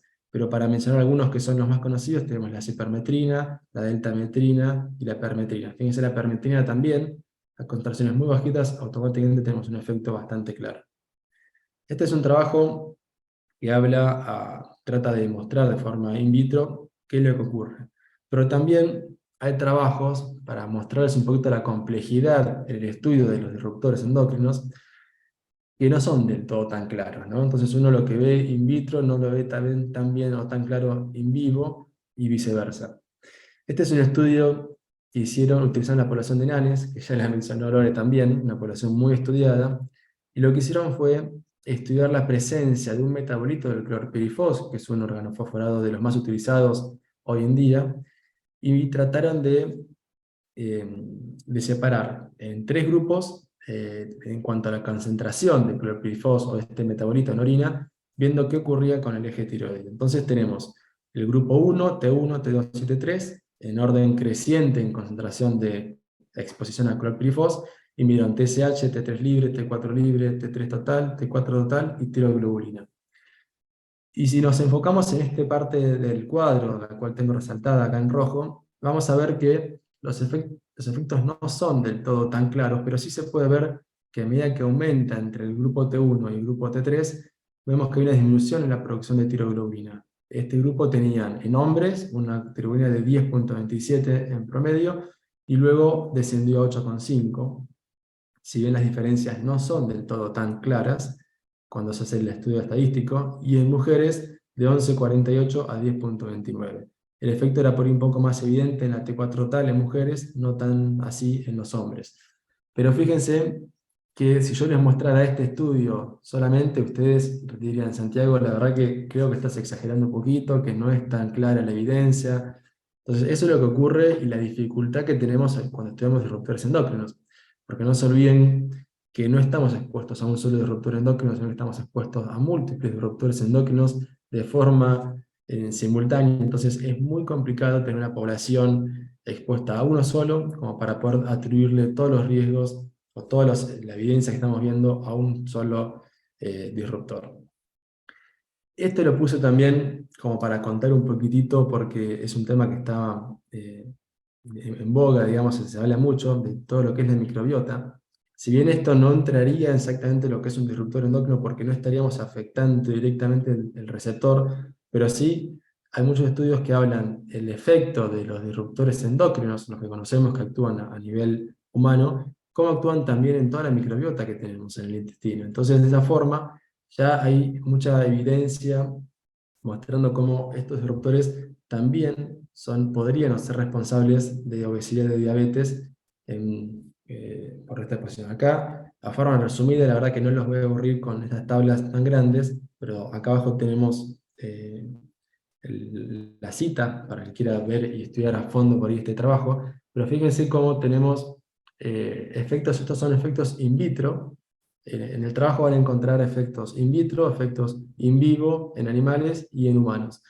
Pero fíjense cómo, a modo de ejemplo, tenemos el arsénico, el BPA, el PCB, el estalato, clorpirifos, cómo todos ellos fueron encontrando efectos en la microbiota, desde teniendo disbiosis a bajas concentraciones. También observaron, por ejemplo, con los estalatos, desórdenes de neurodesarrollo. Encontraron también problemas de fermentación, de membrana, de absorción. Entonces, todo esto realmente está muy asociado también con alteraciones en la microbiota. Yo voy a seguir con esto para mostrarles otros casos. También tenemos efectos con el glifosato y tenemos efecto con el BPA. Acá fíjense, hay mucha evidencia en cuanto al BPA y los efectos en la microbiota, que todo esto ya sabemos también por otros estudios, u otro grupo que también estudia cosas similares, que ya tenemos efectos en la obesidad y la diabetes. Todo esto, lo que ocurre también es modificando las bacterias que están presentes, los famosos firmicutes, y de esta forma producen estos desbalances. Esta es una adaptación de un trabajo muy interesante que se publicó en 2015, pero a mí me encanta mostrarlo, si bien es difícil por ahí explicarlo del todo bien, pero fíjense cómo muestran la relación entre patologías y el costo que tienen en la salud. Esto es un estudio europeo, contra el costo que tenemos por el efecto de los disruptores más conocidos. Fíjense, esto lo pongo en realidad también para dar pie a lo que voy a exponer después, cómo los pesticidas son responsables de los mayores efectos en la salud cuando estamos hablando de forma económica. En Argentina no estamos acostumbrados a monetizar los problemas de salud, pero en otros países más desarrollados, la verdad que tienen mucha experiencia en esto, y es realmente impactante. Y simplemente lo que hicieron fue hablar de los problemas más conocidos, se dejó de lado un montón de otros problemas que hay que estudiarlo más a fondo por la diversidad en las causas, como cáncer de mama, cáncer de próstata, desórdenes inmunes, desórdenes en la reproducción femenina, cáncer de hígado, Parkinson, osteoporosis. Se habló solamente de lo que es la reproducción masculina, la muerte prematura, obesidad, diabetes y efectos neurológicos. Bueno, este es un trabajo que a mí también me gusta mucho, es un trabajo que se publicó en 2017, pero me gusta mucho porque se realizó en Francia. No estamos hablando de países subdesarrollados, sino nada más y menos que en Francia, donde lo que hicieron fue estudiar agua de 3 sitios distintos. Agua subterránea, agua de río y agua del grifo, de la canilla. Entonces lo que hicieron en este caso, en esta pilota positiva, es estudiar agua de origen subterráneo, donde encontraron 15 agroquímicos presentes en este agua, de los cuales 8, 53%, tenían capacidad de actuar como disruptores endocrinos. Cuando analizaron el agua de río, encontraron otra vez 15 agroquímicos, de los cuales 11 eran disruptores endocrinos, son el 73%, y fíjense lo que ocurre cuando analizan el agua de grifo. 36 agroquímicos se encontraron en el agua de la canilla, de los cuales el 50% tenían posibilidades de actuar como disruptores endocrinos. Entonces acá fíjense nuevamente que no estamos expuestos a uno, estamos expuestos a múltiples disruptores endocrinos en simultáneo. Y este es un trabajo que se hizo en Francia. También tenemos un trabajo publicado en el 17 también, de la Asociación Europea, donde estudiaron frutas y verduras. En este caso son todas frutas, lo que les estoy mostrando, Y lo que están graficando acá, lo que estamos graficando es que en violeta, discúlpenme por los colores, a veces pues suelo errarle con los colores, el color violeta son aquellos que tienen más de un disruptor endocrino. El 23% de las mandarinas, por ejemplo. El 57% con este color más rosita o rojo son las muestras que tenían un disruptor endocrino, y en naranja, 78% son aquellas que tenían residuos de agroquímicos, de disruptores endocrinos.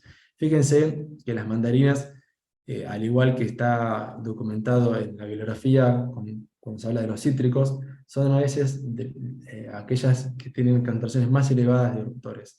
También en cuarto lugar podemos encontrar las naranjas, pero fíjense que prácticamente todas las frutas que se analizaron tenían presencia de más de un agroquímico. ¿Cuáles son los que se encontraron? En primer lugar, el clorpirifos, eso lo mencionamos en el estudio, cuando les hablé del estudio NANES, es uno de los, es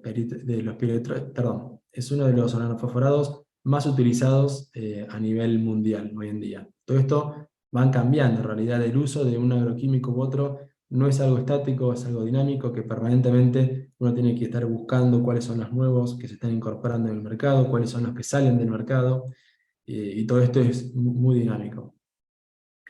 Solamente para hacer un comentario, también ya que hablamos de alimentos, no vamos a dejar de lado lo que son los envases. Nosotros muchas veces sabemos que los envases pueden contener ftalatos y bifenol A, y en el 2021 el autor Biman justamente mencionaba que los ftalatos y el bifenol A tienen mayor riesgo a causar obesidad. Y esto lo podemos encontrar en varios tipos de envases. Bien. Hay una foto que les voy a mostrar ahora que cuando lo veo, la verdad me quiero agarrar la cabeza, porque no hay nada más lindo que un envase natural, y de repente encontramos estas cosas que yo digo, no puede ser que estemos poniéndole plástico a todo. A veces he encontrado banana cortada, sin la cáscara, que no hay nada más lindo que un envase natural, y lo tenemos en bandejitas. La verdad que esas son cosas también para tener en cuenta y para pensar a ver si estamos haciendo las cosas mal realmente, ¿no? Y bueno, ahora sí les voy a contar un poquito la experiencia que tuvimos en Mar del Plata. Este es un trabajo muy interesante. Déjenme contarles primero cómo es que empieza Disculpen, que tenemos, como les dije. tengo el audio grabado. Este trabajo comenzó en el año 2010 con la ayuda de una ONG. En realidad no una ayuda, no. Fue un trabajo que la ONG BIOS de Mar del Plata logró obtener unos documentos que le entregaba SENASA a la municipalidad, donde estaban demostrando que había presencia excesiva de agroquímicos en los alimentos que llegaban a los mercados concentradores. Esta información que llegaba a la municipalidad, a veces no había muchas herramientas para hacer distintas campañas o tomar medidas, o simplemente las desconocían realmente. Entonces, cuando esta ONG se entera de esto, hace una campaña para ver primero, en primer lugar, un estado de situación, en qué estado estaba realmente la ciudad, y a partir de ahí empiezan con sus campañas para tratar de encontrar soluciones a esta problemática. En el año 2010 se delega a los municipios, a partir de este inconveniente que hubo, el monitoreo de los residuos de pesticidas en frutas y verduras. Esto lo delega a SENASA. Entonces se conforma lo que es un grupo de trabajo que para mí es una experiencia única que hay que tener en cuenta en otros lugares para replicarla, que es una asociación público-privada, que en este caso puntual, la verdad que funcionó muy bien. Como les dije recién. Lo que se formó entonces en este caso es una asociación entre el INTA, SENASA, la Municipalidad de General Pueyrredón, que es la de Mar del Plata, y el laboratorio nuestro, donde hicimos sinergia para trabajar en pos de resolver este problema, que los únicos beneficiados en realidad éramos los consumidores de Mar del Plata. Así que esto la verdad que hizo con mucha pasión en todo el grupo de trabajo, y enseguida se fueron buscando soluciones.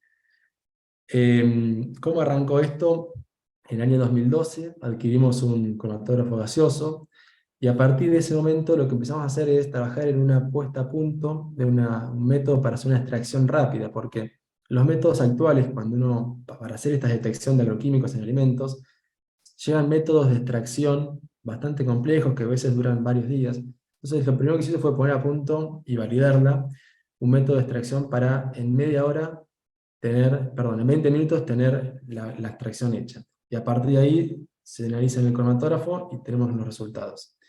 En el año 2013, SENASA va a reconocer nuestro laboratorio como un organismo oficial para poder trabajar y dar resultados, y en el 2014 se va a acreditar también este método para tranquilidad también de todos. Luego se compró otro equipo, un cromatógrafo líquido acoplado masa a masa, con el cual nos permitió tener resultados un poco más rápido y además agrandar el panel de agroquímicos que estudiábamos. ¿Cómo era en ese momento? Y lo sigue siendo en realidad el algoritmo de trabajo. Todo comienza a las 6 de la mañana en los mercados concentradores de verduras y frutas. Un inspector de bromatología recolecta la muestra, la lleva al laboratorio, tratamos de que llegue antes de las 8 de la mañana para poder recepcionar la muestra y empezar el procesamiento, para luego, alrededor del mediodía o a la 1 de la tarde, informar los resultados. Bien, estos resultados pueden ser, si son aptos para el consumo, los camiones que contienen todas las frutas y verduras pueden descargar la mercadería del mercado central, y si el resultado no es apto, automáticamente se le informa a SENASA, y en base al resultado que hayamos obtenido, o no se le permite la entrada al mercado central a ese camión, o se decomisa la mercadería, o incluso en algunos casos, incluso se tiene que ir al campo de donde provienen todas esas frutas y verduras para decomisar el campo entero. Estos son los paneles que se hicieron en su momento, al principio con los cuales empezamos a trabajar, pero como les dije hace un ratito, esto es dinámico, porque hay agroquímicos que ya no se comercializan más.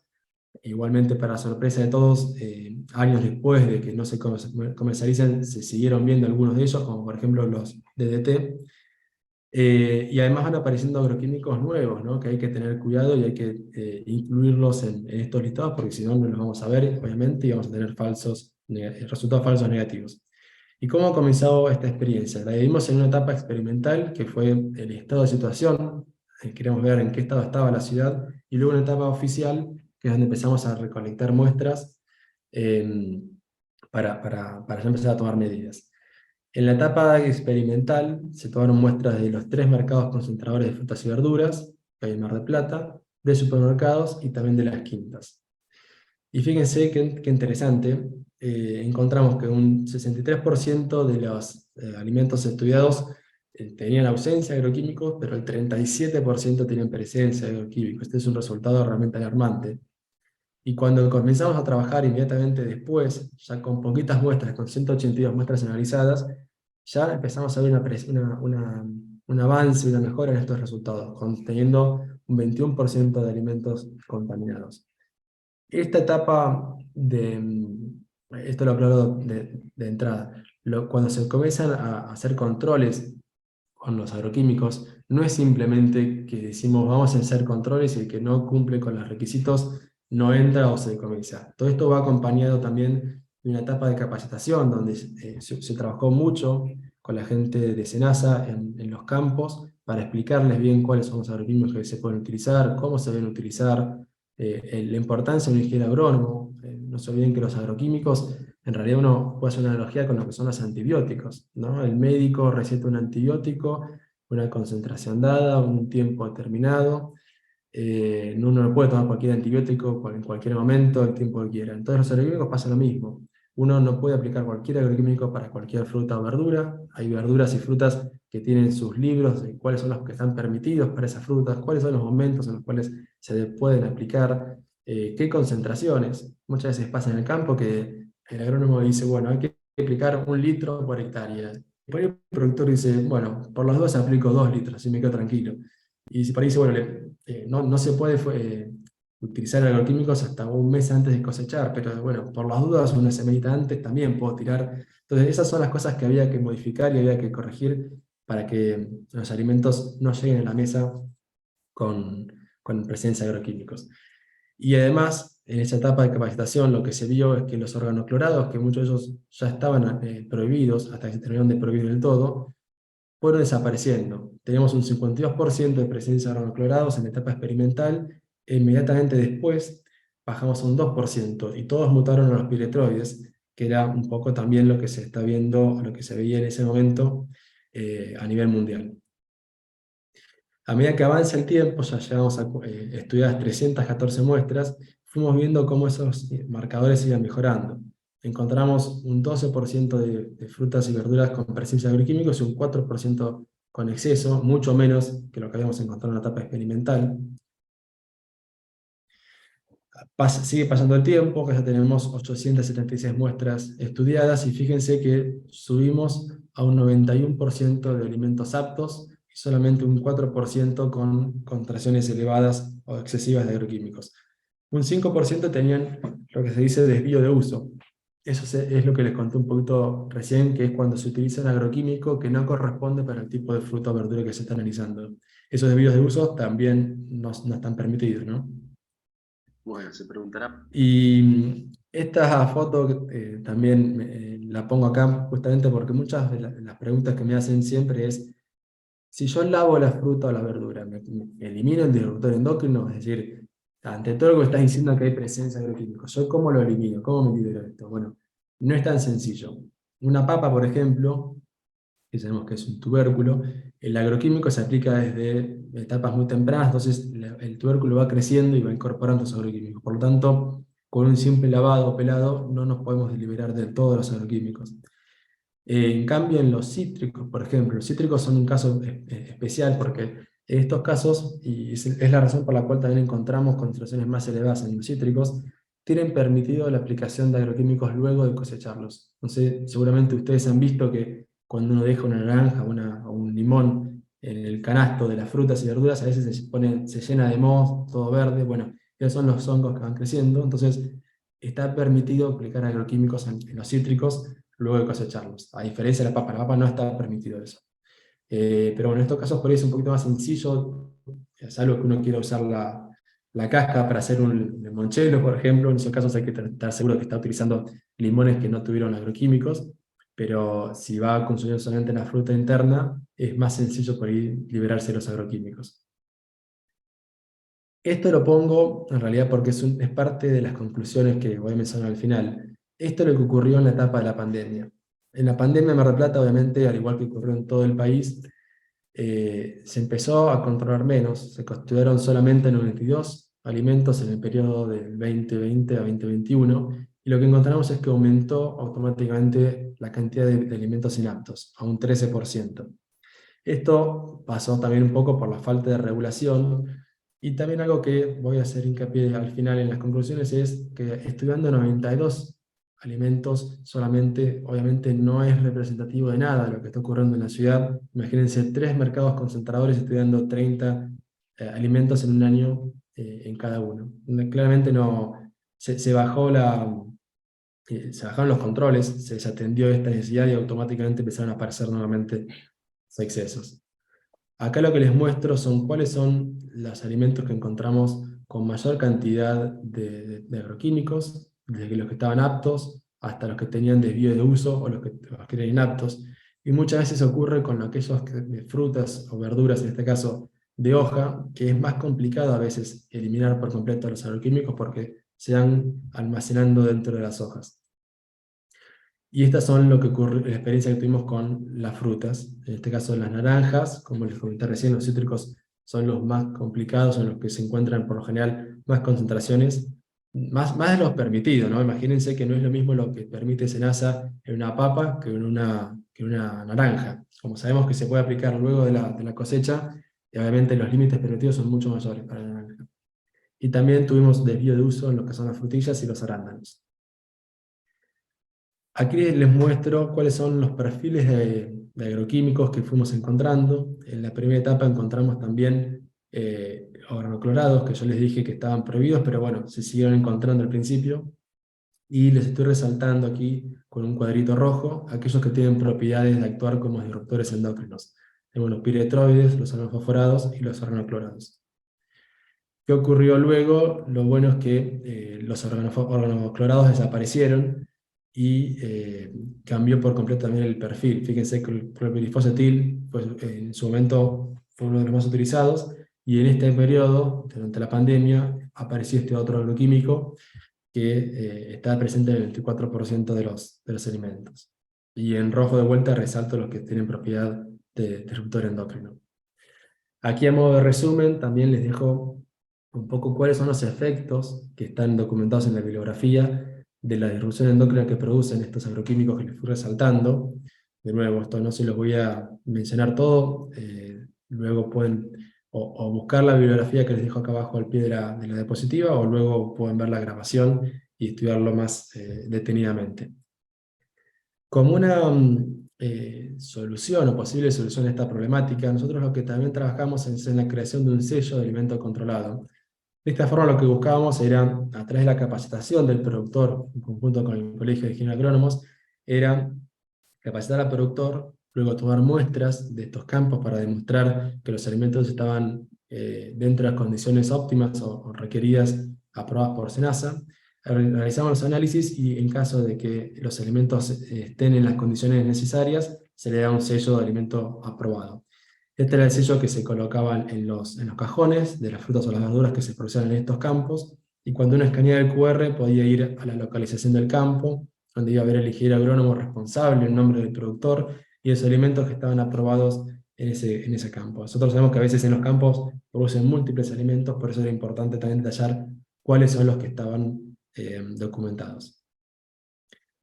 Y a partir de toda esta experiencia y esta situación que encontramos en Mar del Plata, en conjunto también con la ONG, decidimos hacer una experiencia para ver qué es lo que ocurría en Sangre, qué es lo que ocurría en la gente que se encontraba en la ciudad y no era la que estaba directamente expuesta con la utilización de agroquímicos, sino aquellas personas, como podemos ser nosotros, que no deberíamos tener agroquímicos porque no estamos fumigando ni utilizando agroquímicos. Entonces, esto es lo que encontramos. Para sorpresa de muchos, encontramos que en un periodo que va de agosto del 2013 a julio del 2017, encontramos que mucha gente tenía organoclorados todavía en sangre. Esto se debe a que los organoclorados, como dijo bien Lore, son de los más persistentes que hay. Por eso, a pesar de que ya estaban prohibidos hace mucho tiempo, los seguimos encontrando.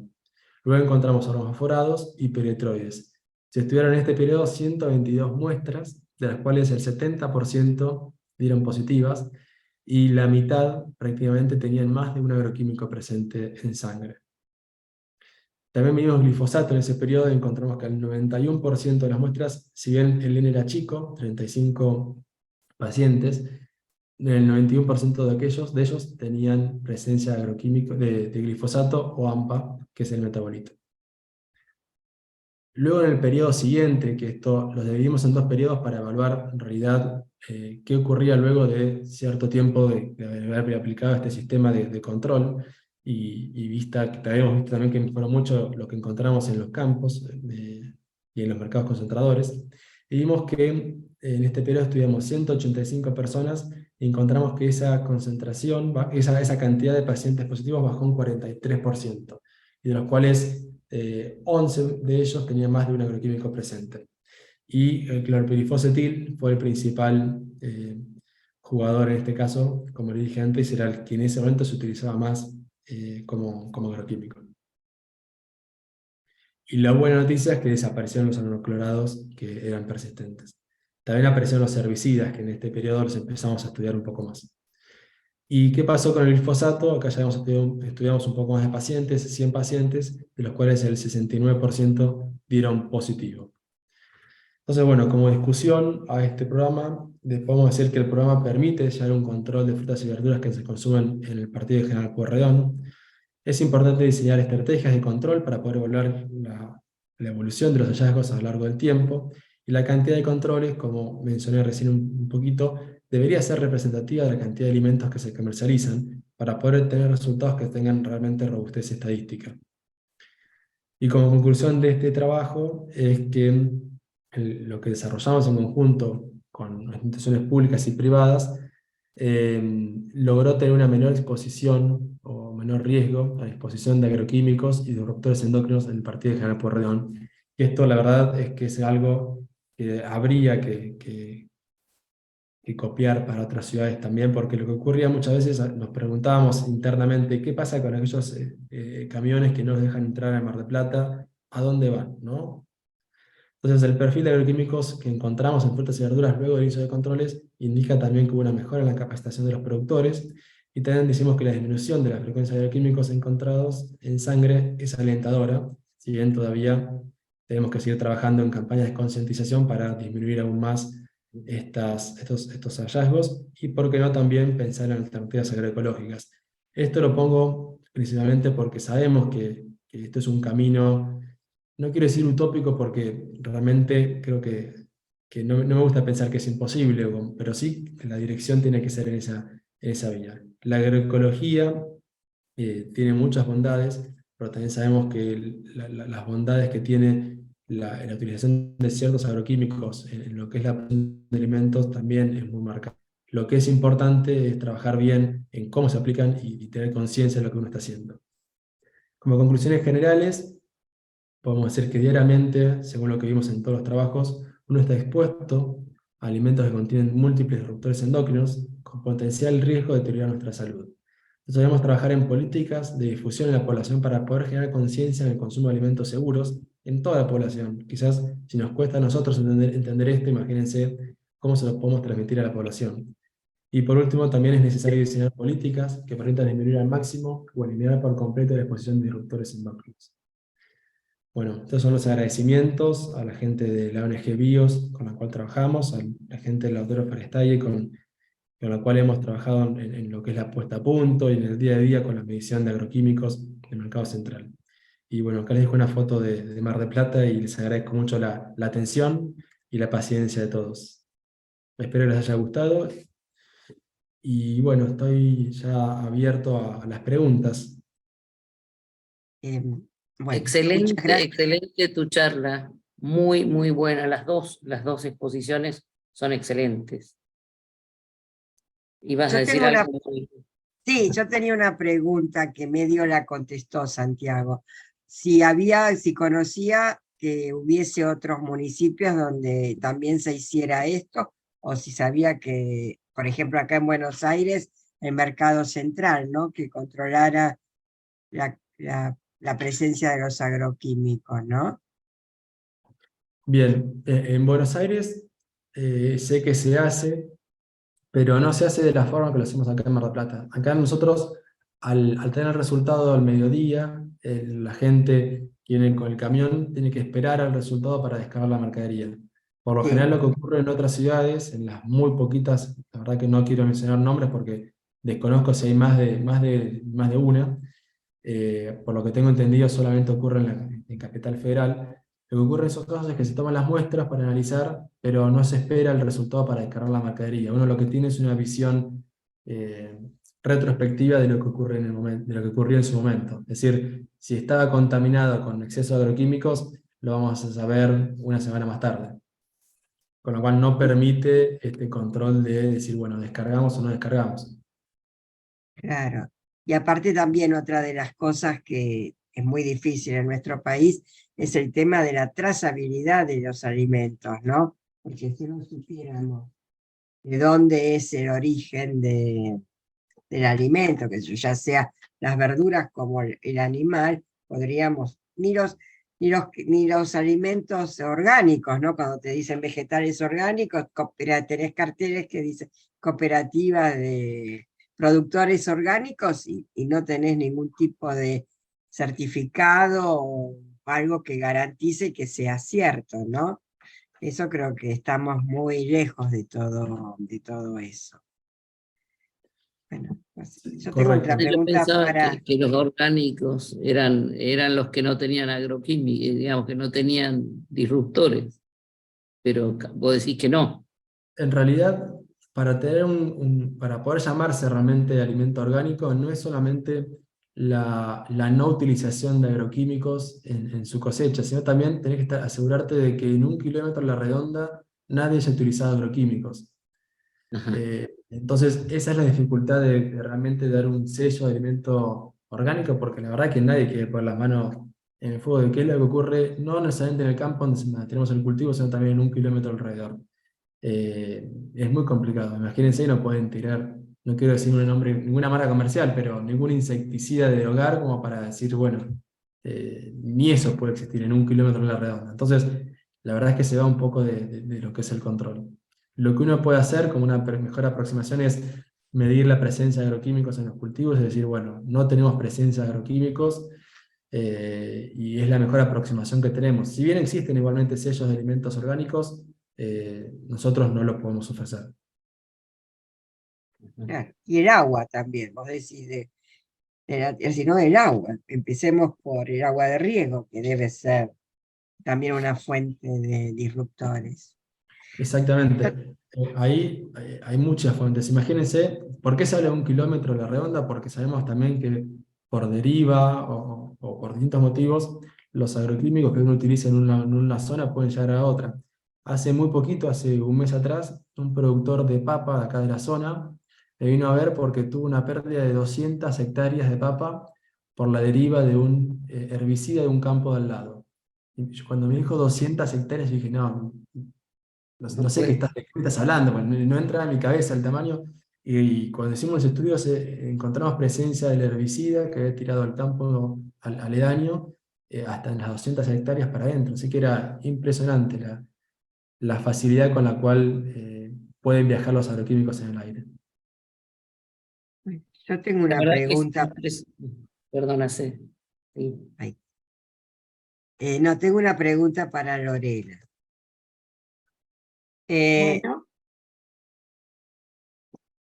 Uno es no sé si lo nombraste, se me pasó, el sinergismo de los disruptores, ¿no? Porque uno no está solo, está expuesto a varios simultáneamente. Es decir, ¿se suman? ¿Cómo es? ¿Se anulan? Esa es una pregunta. Y la en otra realidad, pregunta que te hago es si hay una susceptibilidad individual a padecer, sí, de cada individuo a la exposición a los disruptores. está bien, te contesto la primera. ¿Por qué Sí. hablamos de sinergismo? Porque hablamos de que todos estos disruptores endocrinos no persistentes actúan sobre receptores estrogénicos y antiandrogénicos. Entonces, si se suma el efecto estrogénico y antiandrogénico, hablamos de una sinergia en el mismo sentido, estimular Claro. el efecto estrogénico. Estrogénico. Sí. Desde ese punto, el sinergismo. Sí. También, como no nos exponemos solo a uno, sino que estamos expuestos a múltiples, por ejemplo, la gente que consume con habitualidad derivados de la soja, esa gente, Sí. hemos visto casos, cuando yo estaba en Rosario en el Hospital Centenario, por ejemplo, tratamos a un señor de 80 años que tenía una ginecomastia que era tremenda, y ese señor lo único que hacía era consumir alimentos de soja. Claro. Cuando vos le retirás los alimentos de soja, la ginecomastia retrae. Y eso mismo pasa, yo no sé si escuchaste alguna vez en una charla Miriam Mazaretsky, que hizo varias Sí. cosas con niños, y había una nena que dormía en la cama grande con su abuela, y la abuela se ponía el parche estrogénico, y la nena tenía una telarca a los 7 años, porque absorbía el parche de la abuela. Y también creo que Miriam dio el caso de una nena de pubertad precoz y que fue la madre que, bueno, la trataron y después la madre era de los piojos, el piojicida, la permetrina, Sí, ¿no? Seguramente. claro, era la permetrina, tal cual. Claro, entonces una vez que viví feliz con los piojos, solucionaste la pubertad precoz. Claro, tal cual. Y la otra pregunta que me hiciste era, Si hay una susceptibilidad individual. en realidad más de una susceptibilidad individual, lo que hay es una susceptibilidad con respecto a la ventana de tiempo en la que vos te exponés. Porque vos te podés exponer al disruptor en un momento en el cual un efecto estrogénico no es tan potenciador de un efecto como lo es, por ejemplo, en una nena que está en periodo de crecimiento.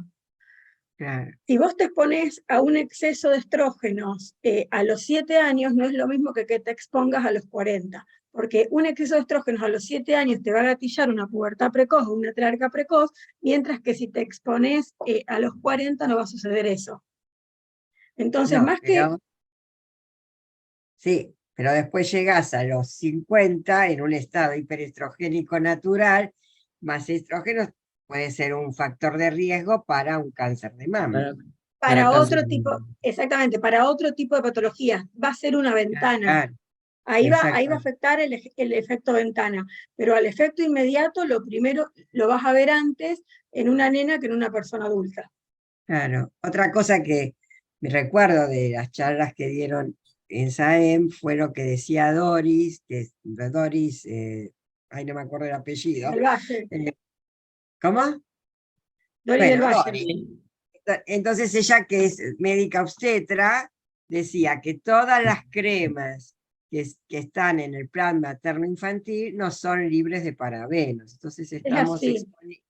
Y que además la crema de las caléndulas para los pezones, para prepararse para amamantar, tampoco son libres de parabenos, entonces, o de algún otro disruptor endocrino. Entonces estamos precisamente exponiendo en una ventana para el feto fundamentalmente, o para el bebé que se amamanta, ¿no? Sí, totalmente. En eso estamos trabajando desde el departamento con la industria farmacéutica, porque en realidad, si tenés una crema, esta misma gente que te da una crema gratuita en el plan materno, tiene una crema en una línea hipoalergénica que no tiene parabenos. Claro. Entonces, ¿por qué no poner esa crema que justamente le está brindando mayor actividad disruptiva a una madre que se lo va a pasar por barrera hematoplacentaria o por la leche al recién nacido o al feto? ¿Por qué no ponerla en esa instancia? O sea, es una cuestión de costos, porque en realidad, cuento algo, el parabeno es el antimicrobiano más barato que hay. Acá tenés a la presidenta del Colegio de Farmacéuticos y Bioquímicos, claro. A lo mejor el colegio podría participar en esta, Ceci. Totalmente. ¿No? A colaborar en esta campaña. Vamos a proponerlo para una actividad conjunta. Por supuesto. Acá hay una pregunta que dice, ¿qué pasa con los veganos, los vegetarianos, que tienen una dieta a base de soja? ¿Hay algún trabajo, hay algún hallazgo que hicieron especialmente en este tipo de veganos, por ejemplo? Lore, ¿querés comentar algo vos o lo respondo yo? Dale.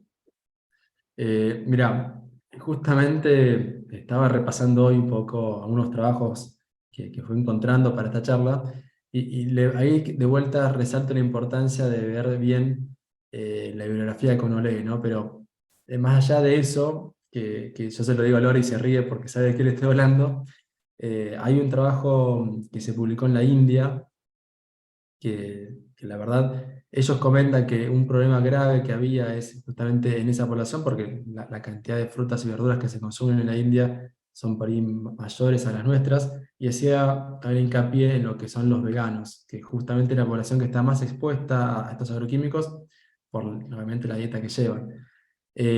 Comentaban que había mayor incidencia, pero la verdad es que la bibliografía que uno va leyendo puede encontrar de todo, puede encontrar evidencia a favor y evidencia en contra. Por eso no me siento cómodo para responderte con la verdad en realidad, ¿no? Sí te puedo decir que hay evidencia a favor y evidencia en contra con respecto a lo que es la exposición que tienen y las consecuencias que esto conlleva. Pero bueno, la pregunta es muy buena, no te la puedo responder realmente, pero sí te puedo invitar por ahí a leer un poquito, y si tienes algún autor vos puntualmente que te interese, o que sigas, o que respetes un poco más, le das caso a eso, pero bueno, no me animo a decirte si sí ni no, solamente que hay evidencia a favor y en contra. Después acá hay otra pregunta. A raíz de... Perdón, ¿querés decir algo con respecto a esto? No, que yo estuve... Sí, le quería comentar a Santiago que durante estos días, con el tema del simposio, estuve observando todo, por ejemplo, dietéticas y así las dietéticas, y muchos de los productos veganos son procesados. Es difícil, ¿no? Uno ve, yo miraba las etiquetas, todo, plásticos, los envases, hay mucho procesado en el vegano. Y era misma la pregunta eso, ¿no? Parecida, si realmente debe tener una presencia de disruptores por todo el envase, y mucho importado hay vegano. Sí, bueno, era ese comentario. También es verdad, por otro lado, que la gente vegana por lo general es mucho más consciente de lo que come. Entonces ahí tenés también un punto a favor y un punto en contra, ¿no? Es verdad que hay gente que consume mucha comida procesada, pero también hay otra gente que es muy bastante también, porque conozco unos cuantos, que son muy conscientes de qué comen y qué compran y dónde lo compran. Entonces, es una población que no se puede estudiar como población vegana, ¿no? Eso pues, Claro, claro, importante. claro. Y después acá hay otra pregunta que dice, en el caso de los cítricos, si tienen disruptores en su interior, Bien, o bueno, sacándoles la piel ya no hay problema. bien, en realidad no hicimos la prueba de ver qué ocurre dentro y qué ocurre afuera. Esto no se hizo porque las normas, las guías, indican que el alimento para ser analizado tiene que procesarse en su totalidad, con cáscara y completo como está, se tritura y se procesa. La extracción se hace de ahí. Por eso no hemos hecho experiencias analizándolo por dentro y por fuera. Pero de todas formas, si uno solamente le aplica un agroquímico en el momento de la cosecha, por ahí es menor el tiempo que tiene la fruta para absorber todos esos agroquímicos, y por ahí al deshacerse de la cáscara se lo elimina. Pero si uno le va aplicando agroquímicos de etapas más tempranas, eso por supuesto le da mayor tiempo, mayor posibilidades de incorporarlas dentro de la fruta. Pero no tenemos experiencia analizándolas por fuera y con y sin cáscara para ver qué es lo que ocurre con esto. Muchas veces me lo han preguntado en realidad, yo les había prometido que lo íbamos a probar y no lo hicimos todavía, pero ojalá que para la próxima Te charla que queda tengamos, como deber. tal cual, es un deber que lo tengo ya pendiente de la última charla que dimos con Lore, y la verdad es que me he olvidado hacerlo. Pero sí, también la verdad que me da mucha curiosidad a mí a ver qué es lo que ocurre. Uno sabe que lavándolo solamente no lo va a eliminar, pero en estos casos por ahí tenemos alguna buena noticia. Claro, ojalá. Y acá hay otra pregunta que me parece que es para Lore, que ¿qué hacemos con los protectores solares? ¿Cómo resolvemos el reemplazo? Bueno, los protectores solares son todo un tema porque si vamos al dermatólogo nos dice que nos cubramos todo el día con el protector solar, y si vamos a un médico especialista en metabolismo fosfocálcico nos dice que el sol es bueno y lo necesitamos para absorber la vitamina D. Y la verdad es que ambas cosas son ciertas. Y hay varias líneas de protectores solares que son libres de benzofenonas, principalmente todo lo que viene de la Comunidad Europea. Ninguno tiene disruptores endocrinos. No quiero decir marca porque no está bien hacerlo, pero la mayoría de los que vienen de la Comunidad Europea, e incluso hay algunos de Argentina que ya los están haciendo también. Igualmente yo siempre Después pienso... lo decís. Claro, igual Sí, yo siempre pienso que protegernos del sol en las horas críticas, no exponiéndonos, es lo mejor, para no tener que ponernos protector solar cada 2 horas cuando vamos a la playa. Pero en el caso de estar al sol y exponernos, lo mejor es elegir estas marcas que son 3 o 4. Hay una española que tiene toda una línea libre de parabenos. En realidad, hay algo que es muy cierto, y es que el control en la Comunidad Europea desde 1999 es muy duro, o sea, es arduo. De hecho, tienen hasta un esquema de control que se basa en la concentración que tiene cada producto. Por ejemplo, los perfumes pueden tener tal concentración de parabenos, mientras que las cremas pueden tener esto, y eso depende del grado de penetración que tiene sobre la piel. Claro. Entonces, Muy, comprar los productos de ellos te da cierta seguridad. muy Son interesante caros, todo. son muy caros. Esa es la verdad. Sí, sí. Cuando los vamos a ver en una góndola de una farmacia, son los más caros. Acá, claro, siguen insistiendo que quieren saber Yo si alguna Cecilia me marca. autoriza, digo las marcas, no tengo problema. La de la farmacia. Las francesas, las Decide, francesas. decide. Escribila, Lorena, no la digas. Escribila en el Ok, chat. En el perfecto. chat, porque acá están desesperados en el chat, quieren Sí, saber. ahora escribo.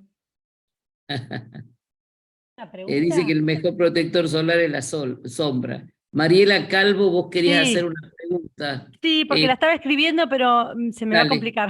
Quizás no me puedo explicar. Bueno, gracias, Ajá. primero a los dos.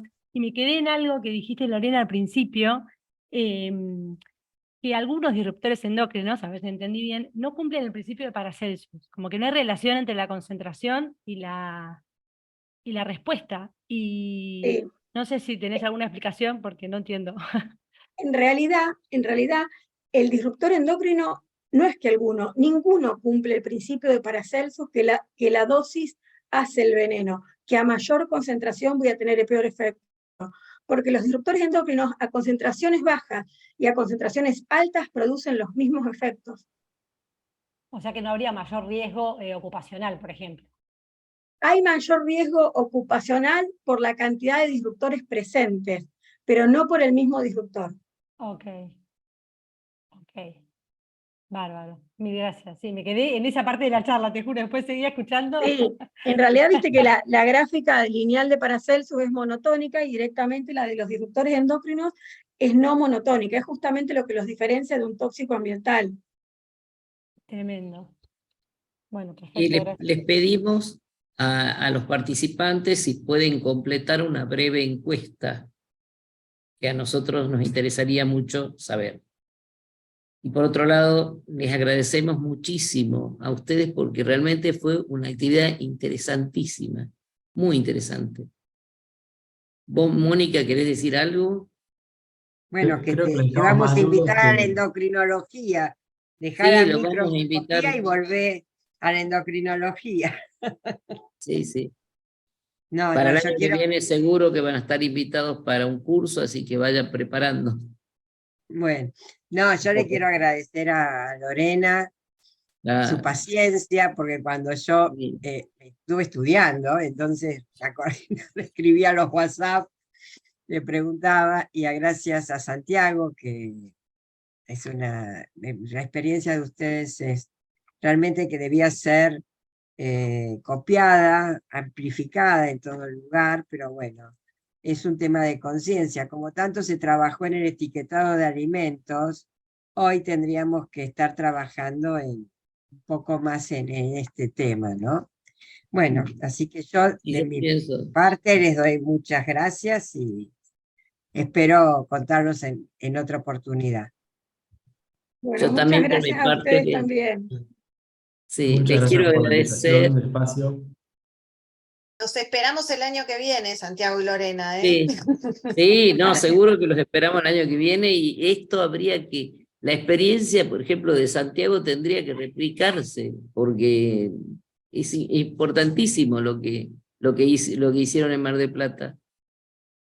Sí, esto, como Lore mostraba al principio, solamente 900 sustancias agroquímicas están catalogadas como disruptores, solamente digo, ¿no? Pero al lado de los más de 85.000 que hay, es un granito de arena, ¿no? El granito de arena tenemos que ir suponiendo uno arriba del otro para terminar de completar la playa, pero bueno, son experiencias que son importantes porque es una exposición directa bastante conocida, muy estudiada, digamos, no estamos inventando nada nuevo. Espero no haberles dejado más dudas que respuestas en realidad, ¿no? Porque todo esto, la verdad que genera tanto que uno se va con un sabor muy amargo después de su casa. Pero si no somos nosotros que trabajamos para resolver esto, la verdad es que estamos perdidos, porque creo que es parte de nuestra responsabilidad como bioquímicos o farmacéuticos poder estar realmente trabajando en mejoras en esta dirección. Hay mucho para hacer, eso sí, y difundirla como actividades como esta creo que es una de las principales. Así que les agradezco mucho de nuevo la invitación y el espacio para poder contar todo esto.